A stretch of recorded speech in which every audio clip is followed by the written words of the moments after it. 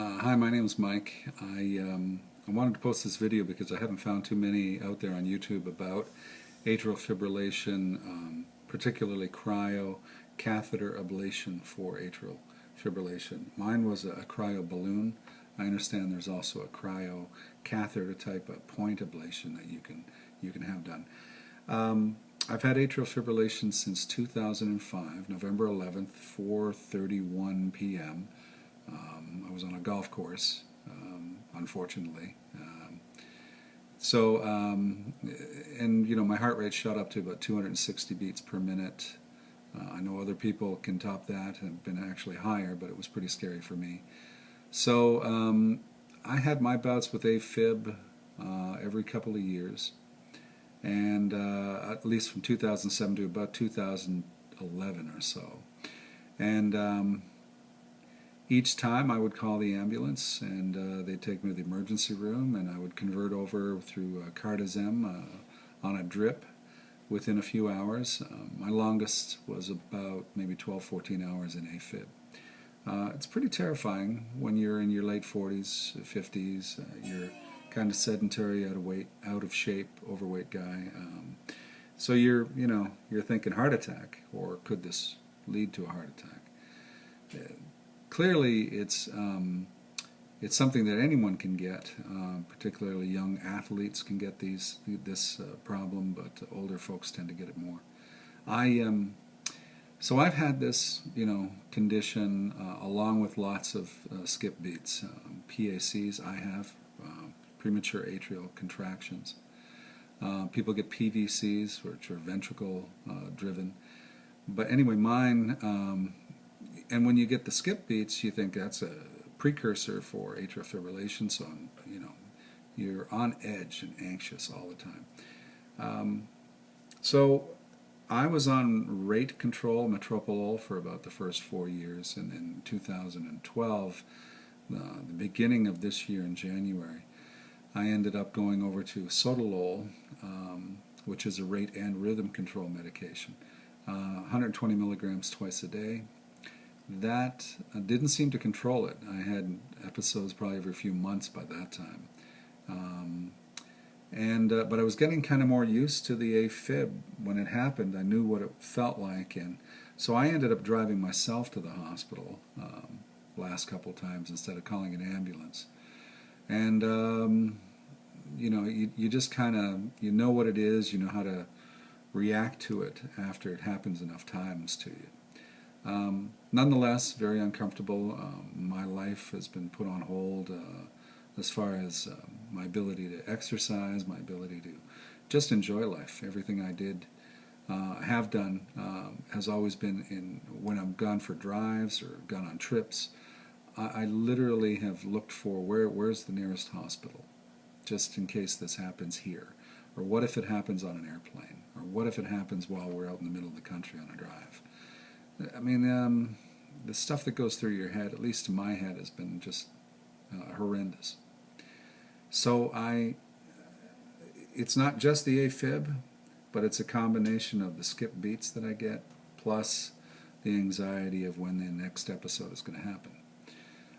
And then, AFib moves from paroxysmal, which is occasional, to persistent, which is very consistent, happening probably a couple times a day, but you have bits of NSR, normal sinus rhythm, in between your AFib. And then you have permanent, where you just live in it all the time, which it's just unimaginable for me, and I know there's a lot of people that do it. So anyway, I decided to finally get this ablation called the cryo ablation. I had it on November 5th, almost 1 month. It'll be tomorrow, 1 month ago. And I just want to tell some folks about what my symptoms were after the ablation, the recovery symptoms that I've felt so far, and kind of where I am a month into this. The cryoablation itself went very smoothly. I was really, really anxious and pretty messed up about it, moving into it, probably a big baby when it comes to being sick in the first place. So, but leading to this operation, or this procedure, because it's outpatient, I knew all the risks, and I knew, and of course that stuff sits in your head a little bit too much. But obviously you have to weigh that, and I did, and clearly I had to go and get this done. So I went in 8 o'clock, 7 o'clock in the morning, got in there, got into the gown, and the doctor came in and they were going to do a TEE, which is a transesophageal echocardiogram. And so they did that, but I was initially put under by this IV drug which puts you in conscious sedation. I don't recall the name of it. But anyway, a lot of people would know what that is.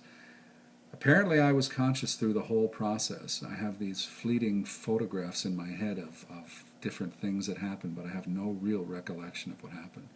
But the TEE is something that they put a tube down your throat with an ultrasound wand, and they check around your heart for any possible clots you might have, and if you do, they have to call off the ablation. I was on blood thinners for about 2 weeks before, and am still right now, and they ended up moving forward with the ablation. I don't really recall much of it. I recall moving on the table, being moved. Another guy posted about his ablation last year where he felt like he was hiccuping. For me, it was kind of like this thing that was kind of moving my body, and I think they're actually manipulating your diaphragm to see if you have any phrenic nerve damage from them working with the cryo balloons on your arteries. So that's all I recall. I recall, coming into the hospital room, my wife being there, being a little groggy. I felt just fine afterwards, though. No after effect of anesthesia. But you have to lay there for 4 hours completely still.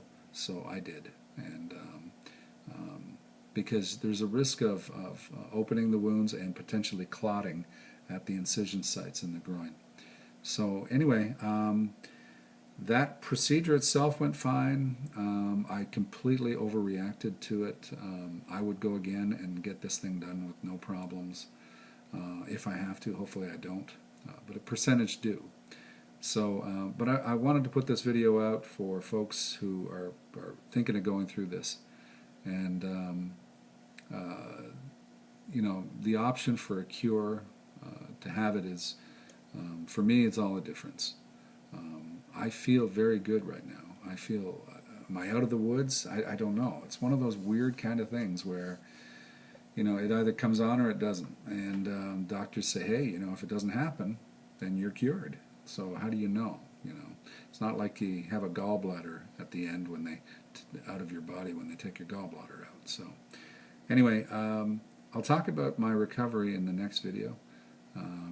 But I just wanted to put this out on YouTube for anyone who is thinking of going through a catheter ablation, particularly cryo, and hopefully it works out well for you.